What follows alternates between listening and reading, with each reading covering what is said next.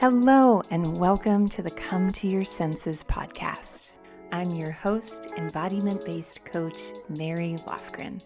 Here, we explore how to live bravely and beautifully through a lifestyle of embodiment. You'll hear gems to empower you around mindset, mindfulness, somatic psychology, and neuroscience, as well as beauty, food, style, and the art of slow living to meet your soul through the senses. I am so happy that you're here. Let's begin.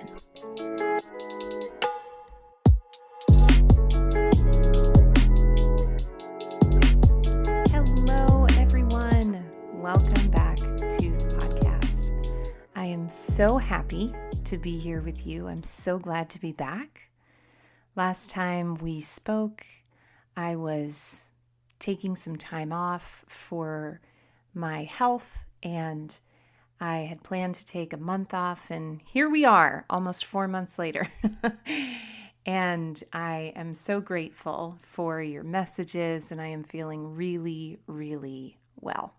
And I am really excited to dance through your eardrums once again today and share what I have gained from this experience, the main thing that I've gained from this experience. The details of the health challenge will remain personal as they're fresh.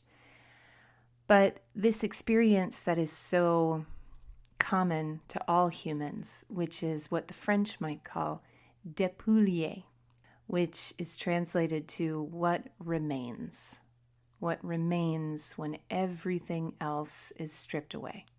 In these experiences of dépouiller, whether it's a health challenge or the loss of a loved one or a job or a relationship, these moments where there is a reckoning between the ego and the soul, where we are keenly reminded of what we can control and what we can't, and keenly reminded that there is no overriding or high functioning our way out of the vulnerability of nature and of listening to the nature of our soul.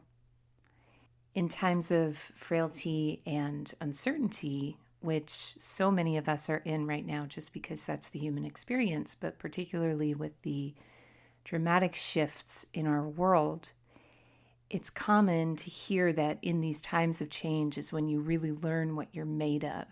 And I believe that's true, not just because you're forced into an experience of strength that you may never have asked for, but because these are the moments where our identity dissolves between our fingers and where those smooth, quote unquote, perfect parts of us become more ragged and textured, like a really good shaggy haircut, and where we remember what is really important and meaningful.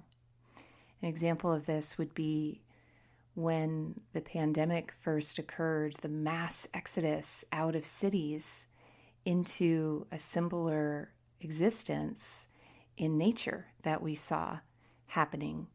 Also, many people who had forced time off making dramatic changes to their life during that forced time of reflection.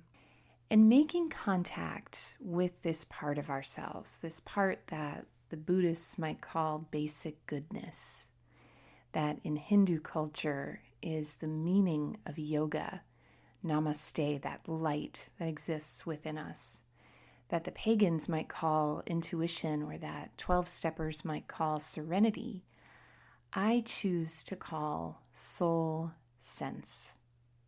Because I believe that our soul is intimately linked to our body sense.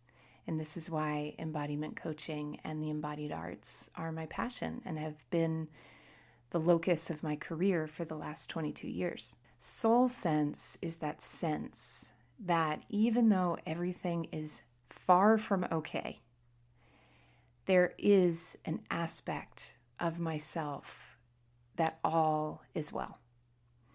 My mind may be racing, heart may be terrified, the body exhausted, but there is this knowing that these are temporary aspects of the human experience and that there is something bigger than this moment of my physical, emotional, and mental body. It's that space where we rest between thoughts in meditation. And it is the source, the place that we touch into in every single embodiment coaching session, because it is the place that has all the answers, but even more than the answers, it's the place that has the ease. And this experience of soul sense is something that you've probably experienced and yet feels like a slippery, sly mermaid that you see a flash of now and then as soon as it appears, it's gone. And you know that if you made an effort to connect with it more often, you'd have a more consistent connection and life might feel easier and more flowing, and you'd feel more courageous in your choices. And you resent that with all the things that you have to do just to keep your head above water, it's just not possible.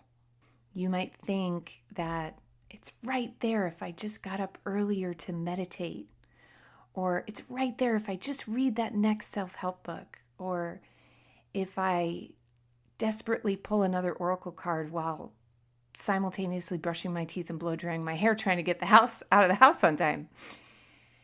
And it is these things, and it's not these things. Soul sense is something that cannot be given and cannot be taken away. And yet, I recently heard a friend describe that experience of frustration of, if God loves me so much, why do I have to constantly ask God and pray to God and worship God and, do all these performative acts for God to help me? And his take on it is that God or the universe or your soul senses love is not forceful, and it is consent-based. And so it would never force its will or unasked for help or advice onto your life. And so it must be invited, it must be asked.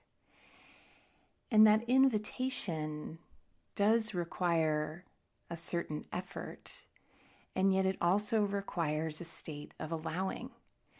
And so the question becomes, how do we connect more consistently with this state of being when doing is all we know? Work hard, get results isn't necessarily applicable, because there is no destination when it comes to living mindfully and living with this sense of soul. The destination is exactly where you are. And to quote Oprah, one thing I know for sure is that the nature of this inner voice and this state of being is loving. And there have been many times in my life where my intuition has felt like this cackling old witch telling me I told you so when I don't trust myself. And I realize now that that is an aspect of conditioning designed to make her seem even more scary to me, when the truth is, she is a loving force that has wonderful things in store for me and for you. And so over the next couple of weeks, we're going to be exploring how to develop a loving inner dialogue with yourself, how to tame the shrew of your inner critic, because our inner dialogue shapes everything about our life, about our belief system, and about our behavior. We're also going to talk about the economy of your energy. Another way of saying that would be taking the energy that you currently spend on worry and fear and regret and investing it into a place where it will actually benefit you and get you closer to your dreams and aspirations and not scare them away, as holding into that tight ball of tension around them often does. I will also be sharing with you some of my end-of-year rituals that help me align with my own sense of soulfulness in the year to come, as well as a delightful and empowering story titled Chocolate a story of liberation. I am so glad to be back with you. I am so excited to share more gems with you here, and I will see you next time. For coaching, classes, and community in creating a lifestyle of embodiment, head over to schoolofsensualliving.com. There you'll find a free video series in how to intercept the stress response of anxiety and generate genuine feelings of ease and confidence through your body language. Head to schoolofsensualliving.com/confidence to get your first video today.